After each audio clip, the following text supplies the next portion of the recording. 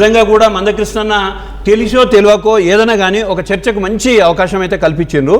మందకృష్ణన్నకు మేము 30 సంవత్సరాల క్రితం ఆయన ఏదైతే దళిత ఉద్యమం తీసుకొని ముందుకు వచ్చిండో ఆ రోజు వెనుదన్నుగా నిలబడ్డోళ్ళం మేము.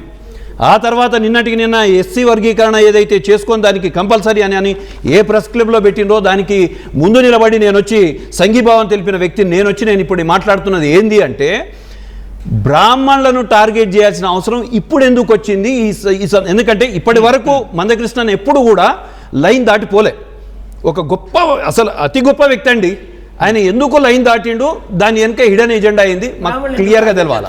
రెండోది, ఇప్పుడు శ్యామ్ మిత్రుడు మాట్లాడుతూ చేసిన చిన్న తప్పేంది అంటే, అక్కడ పూర్తిగా అక్కడ సారాంశం అక్కడ ప్రెస్ క్లబ్లో జరిగింది వినకుండా 100% మేమేదో టార్గెట్ చేసి మాట్లాడినామని చెప్పి హేళన చేసిన అది తప్పు. విల్లేశాం వింటే నువ్వు హేళన చేసినని అనడానికి అవకాశమే లేదు. రెండోది, ఎంత నిండుగా కనిపిస్తుంటో తెలుసా నువ్వు? శ్యామ్ అనే వ్యక్తి ఒక మాట శ్యామ్ నేను మాట్లాడినాక నువ్వు చెప్పు. కానీ శ్యామ్ నేనేమంటున్నాను, లే ఆధిపత్యం అనకు శ్యామ్, అది మనం అంతా కలిసిపోతున్న వ్యవస్థలో ఇప్పుడు ఎవడో కావాలని పుట్టెడు తేనెలో ఒక చిన్న నీటి చుక్క వేసినట్టు ఏదో ప్రయత్నం చేస్తున్నారు.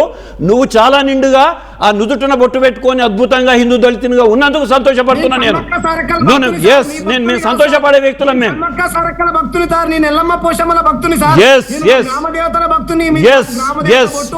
మేము సంతోషపడతాం.